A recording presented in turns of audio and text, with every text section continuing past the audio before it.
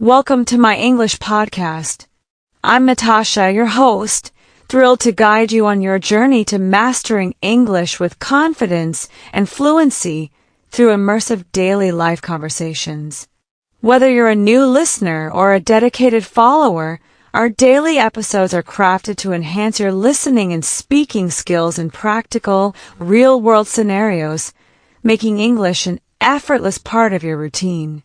In this episode, we'll dive deep into a variety of conversations, from morning greetings at home to ordering at a cafe, shopping at a store, making phone calls, navigating public transportation, handling emergencies, and even engaging in digital communication to help you sound like a native speaker while confidently managing everyday situations. These examples will teach you natural expressions, sentence structures, and polite responses, ensuring you feel at ease using English in any context, whether casual or professional. Let's begin with a typical morning at home. Imagine greeting a family member or roommate with, "Good morning. Did you sleep well?" They might respond, "Yes, I did. How about you?" And you reply, "I slept okay, but I need coffee to wake up." These small exchanges, though simple, foster connection and train your brain to think in English without hesitation, building fluency through repetition. As you prepare for the day, you might ask, "Is it going to be cold today? Or do I need an umbrella?" Receiving answers like, "It's chilly, grab a jacket," or "The forecast says rain later." These questions help you practice discussing plans and expectations while mastering sentence structures for giving and receiving advice. In the kitchen, you could offer, "Would you like some eggs?" Or ask, "Toast or cereal?" And hear replies like, "I'll have toast, please," or "Just coffee for me today." These polite interactions teach you how to make offers, respond courteously, and use everyday manners, such as saying, "Yes, just a little sugar," when asked about your coffee preferences. Moving to a coffee shop, picture walking in and hearing, "Hi, what can I get for you?" You might respond, "I'd like a medium latte, hot, please." And when asked, "Anything else?" say, "No, that's all." Thank you. These exchanges, repeated globally every day, help you practice ordering confidently and closing transactions politely, reinforcing functional English.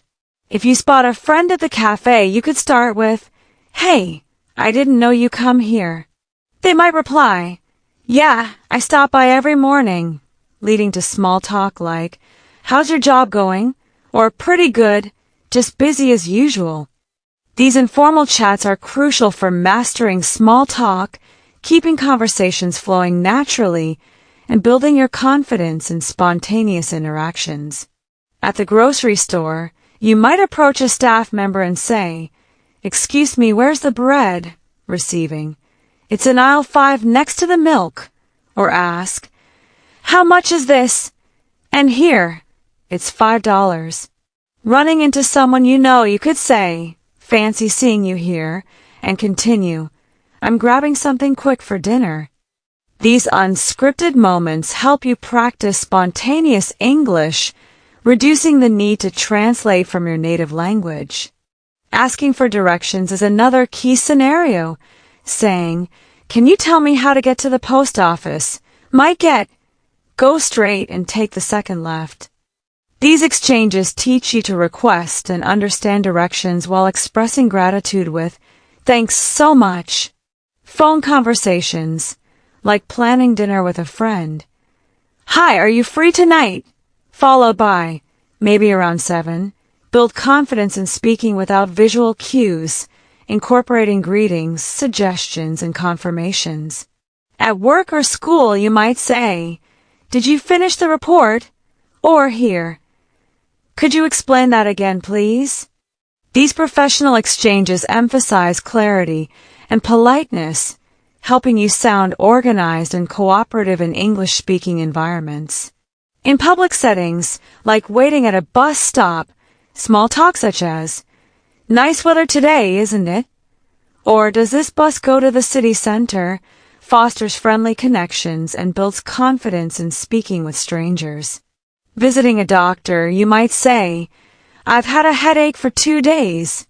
And answer, any other symptoms? With just a slight fever and sore throat. These interactions teach you to explain health issues clearly and follow medical instructions. At a bank, saying, I'd like to open a checking account, or at a restaurant, I'll have the grilled chicken with rice, please, helps you manage services and dining experiences with ease. Evening conversations at home like, how was your day? Or what should we watch tonight? Allow you to share experiences and preferences while cooking together. Can you pass the salt? Or do we have any onions left? Builds teamwork and practical vocabulary. Online, texting a friend, hey, are you free this weekend? Or emailing a colleague, dear Mr. Davis, is the meeting still at 2? Strengthens your digital communication skills in both casual and formal contexts. During virtual meetings, saying, good morning, everyone. Can you hear me clearly? Or, I'd like to add something, ensures effective participation in professional settings. Discussing hobbies, like, I love painting to relax, or future plans, I'm planning a beach trip, lets you express your personality and connect deeply with others. Offering help, can I help with that app? Or empathy, I'm sorry you're feeling stressed, want to talk, builds supportive language skills, while compliments like, I love your dress, or apologies, sorry I forgot to reply, enhance emotional intelligence in conversations. Community interactions, such as borrowing a book at the library, I'd like to check this out, please, or sending a package at the post office, standard delivery, please, equip you to handle public services confidently. At the gym, signing up with, I'll start with a monthly plan, or asking a trainer, is this your first time working out? Helps you navigate fitness settings. Traveling, you might say, can you take me to Central Park in a taxi? Or, I have a flight to London at an airport, practicing clear communication in fast-paced environments. Handling emergencies like, the air conditioning in my room isn't working, or, I lost my phone in the restaurant, teaches you to stay calm and descriptive under pressure. Sharing exciting news, guess what? I got a new job. Or giving opinions, the movie's ending felt too rushed, lets you express enthusiasm and viewpoints dynamically. Talking to fellow English learners, how long have you been learning English? Or practicing alone, I'm making coffee now, reinforces fluency through repetition. Reflecting on your progress, like, I've learned so much today, keeps you motivated and focused. Every conversation, from good morning to good night, sleep well, is an opportunity to practice, building fluency through consistent, real-life application. Let's explore more scenarios to deepen your skills. Imagine you're at a clothing store and a staff member says, Hi, can I help you find anything? You respond, Yes, I'm looking for a pair of jeans. And they ask, What size do you wear? You reply, I usually wear a medium. They might say, Let me grab some options for you to try on. And you respond, That would be great. Thank you. These exchanges teach you shopping-related vocabulary and polite interaction. At the cashier you say, I'd like to pay for these. And when asked, card or cash, you reply, card please. These phrases help you navigate transactions smoothly. In transportation scenarios, like taking a taxi, you might say, Hi, can you take me to Central Park? And the driver replies, Sure, hop in.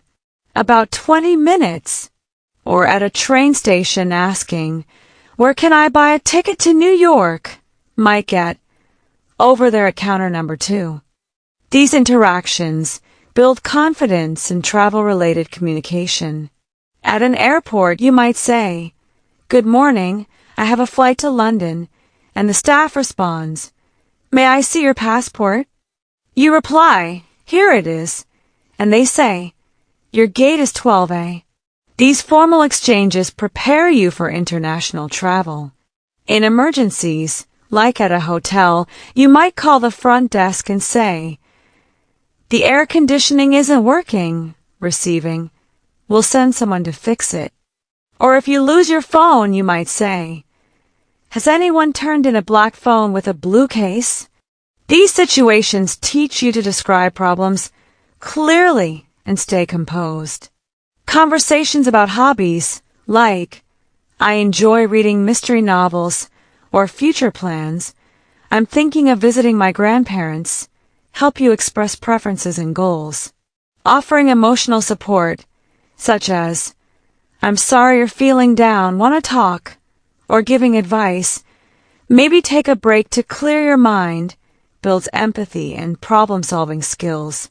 Complimenting someone, "Your presentation was amazing," or apologizing, "I'm sorry I was late," enhances your ability to connect emotionally. In community settings, like the library, you might say, "I'd like to check out this book," or at the pharmacy, "I'm here to pick up a prescription." These interactions teach you to handle public services with confidence. With neighbors saying, "Hi, could I borrow a screwdriver?" or "Thanks for helping me," fosters community ties. At the gym, asking, "Can I sign up for a monthly plan?" or talking to a trainer, "Let's start with light exercises," helps you navigate fitness environments. Traveling with a friend, you might say, "I'm hungry, want to eat somewhere," and decide, "This restaurant looks good." These collaborative conversations teach you to make group decisions. At a restaurant, ordering, "I'll have the grilled chicken salad," or sharing, "Let's get some fries," builds practical dining vocabulary. Discussing goals, like, "I want to improve my English this year," or routines, "I wake up at 6 a.m. and stretch," helps you articulate plans and habits. Online, messaging, "Hey, how's your day going?" or emailing, "Thanks for confirming the meeting," sharpens your digital skills. In virtual meetings, saying, "Let's start with the agenda," ensures clarity. Reflecting on your day, like, "I'm grateful for today's progress," or encouraging yourself, "I corrected a mistake, that's growth," boosts motivation. Practicing aloud, even alone, like, "I'm preparing breakfast now," trains your brain to think in English. Every interaction, no matter how small, from good morning to good night, shapes your fluency. By consistently practicing these conversations at home, work, online, or in public, you stop translating and start thinking in English, moving closer to true fluency. Subscribe to my English podcast, hit the bell icon, and comment with your favorite practice methods or topics you'd like to explore next. Keep speaking, keep practicing, and I'll see you in the next episode.